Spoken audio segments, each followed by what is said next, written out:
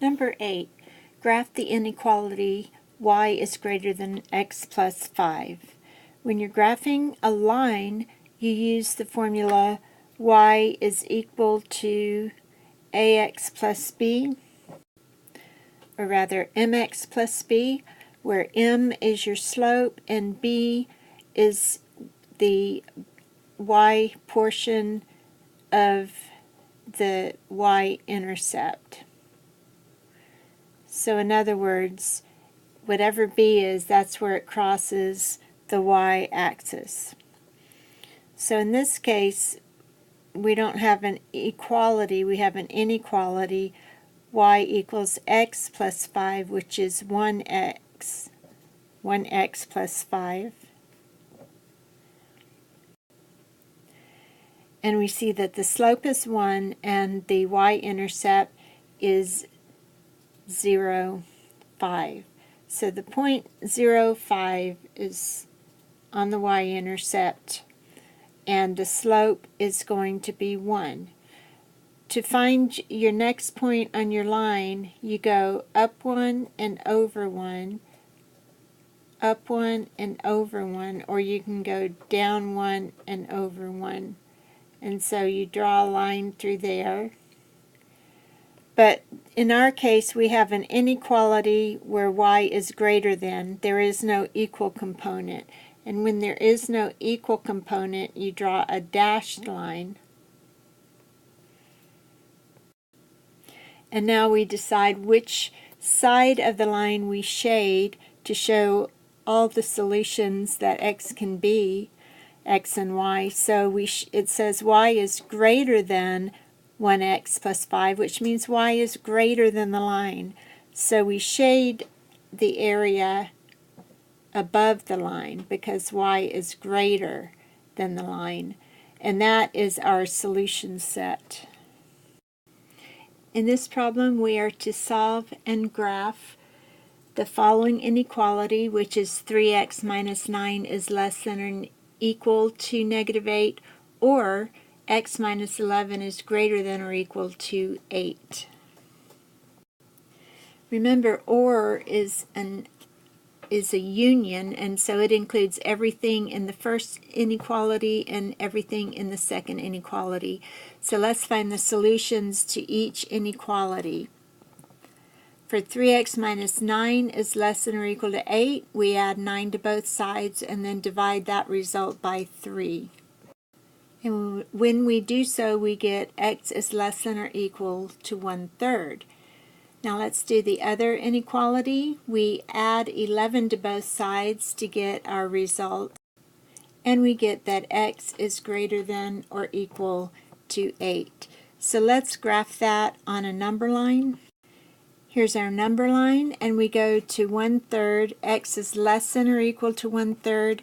So since there's an equal component, we draw a bracket, and we take our line to the left. So x is everything to the left and including 1/3. Meanwhile, for the other inequality, we have x is greater than or equal to 8. Again, we use a bracket because there's an equal component. If there hadn't been an equal component, we would have used a parentheses, and we graph to the right because x is greater than or equal to 8. And now we can write our inequality in interval form. And when we do that, we're going to have a union. And so we write negative 8, make that negative infinity, and it has a parentheses, 1/3 with a bracket, and that is in union with another bracket, 8 to positive infinity, and then a parentheses always goes with infinity. So when we write the negative infinity, we just look in our graph and see what's to the left, and we read negative infinity. What's to the right? 1/3. And then we know we're going to have another one over on the right, so we unite that with what's on the left, a bracket, and 8, and then what's on the right, infinity, which goes with a parentheses. So that is how we write it in interval form. So I've minimized that to give us a little more room, and we are asked, what is the solution set in set theory? In the solution set, is it A, x such that x is greater than or equal to something, B, x such that x is less than or equal to something, C, x such that x is less than something or x is greater than something, and D, x such that x is less than or equal to something or x is greater than or equal to something. And so we have x is less than 1/3. Here's our 1/3. And here's our, that we're going to the left. Or we have x is greater than 1/3. Here's our, I'm sorry, x is greater than 8. Here's our 8. And here's our infinity. But it isn't less than and it isn't greater than. It's less than or equal to or greater than or equal to. And that choice is choice number D. So we check that and then we fill in the blanks. X is less than or equal to 1/3. Or x is greater than or equal to 8. Now we have graphed our inequality and we've expressed it in interval terms and in set terms. Note that we graphed first. A lot of times the question will ask you to express it in interval or set form before it asks you to graph. But if we graph first, we can envision what it is and we can go straight to our interval and write what we see in the graph, and that makes it a lot easier. Our next problem is an absolute value problem where we have the absolute value of 5x minus 2 is less than or equal to 7. Absolute value is the same thing as distance, and distance can never be negative. So if your absolute value of anything is a negative number or less than a negative number, then you know that absolute value problem has no solution. But in this case, everything's positive, so let's go ahead and work it out. We have two cases for an absolute value. So if you have a number line and you're talking about distance, this is just an aside for a minute, an absolute value of x means what distance is x from 0.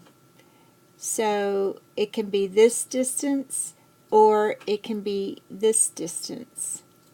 Let's assume I drew this so that they're exactly the same. So it's a distance of 0 to the distance x and the distance negative x. Both of those will solve the absolute value. So in this case, our absolute value has two directions. In one, when it goes to the left, we're saying 5x minus 2 is less than or equal to 7. And when we're going, 5x minus 2 is greater than or equal to negative 7.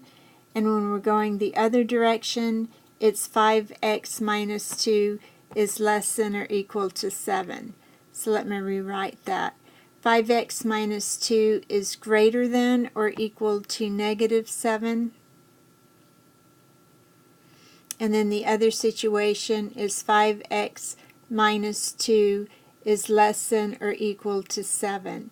So notice that when we did the positive direction, here's our 5x minus 2 distance, and here's 7.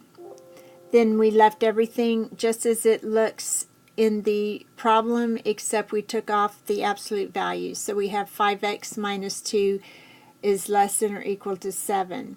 In the other direction, we have 5x, we go 5x minus 2 units, whatever that is, and that's going to be less than or equal to negative 7. So in the first, or greater than or equal to, sorry. So in the first case we have less than or equal to, and in the second case we have greater than or equal to, and we change the direction of the inequality and also the sign of the result.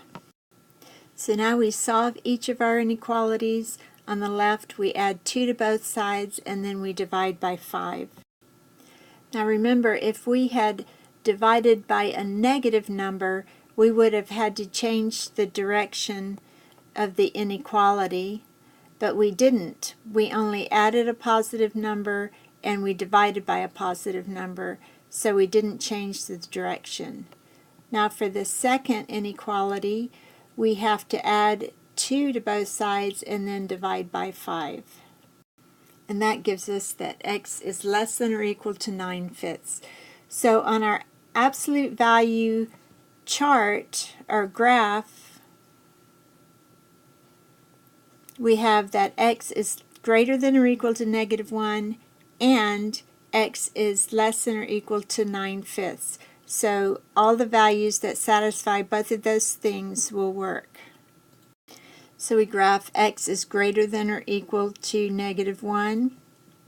And let's not go past the 9/5 because we also graph x is less than or, let me do that in blue, x is less than or equal to 9/5, and we do that, and we don't go past the -1 because our solution set is everything that fits within the brackets.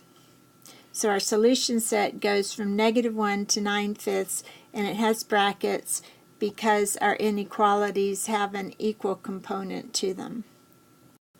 Now in this problem, our interval form of the answer is that we look at the graph and we see that the leftmost value that works is -1 and it has a bracket, and the rightmost value is 9/5, and it's a continuous set of values. It's not broken up, so we don't have a union. So our interval is bracket -1 comma 9/5 another bracket. So now let's write the solution in set notation. We have choices of a, x is such that a value is less than or equal to x is less than or equal to another value. Now we are dealing with less than or equal to's or greater than or equal to's, so that's a possibility. In B we only have less than, so that's not a possibility. And in C we have x is less than or equal to something, or x is greater than or equal to something. So since it's less than or equal to, or another less than or equal to, actually I said greater than or equal to, but anyway, that's a possibility because we have an equal component, and D is not a possibility because there is no equal component here and here. So let's look at this. Our x values are contained inside of this, so they are between -1 and 9/5. In this case, x is in between something here and something here.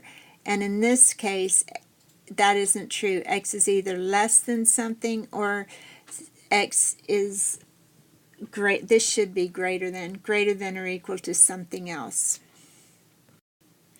But in our problem, we have that -1 is less than our x value. -1 is less than our x value, which is somewhere in here, is less than 9/5. So A will work for that. We're going to put -1 is less than or equal to x, which is less than or equal to positive 9/5. And none of the other ones are possible. And now move on to part 3 of the Test 6 review.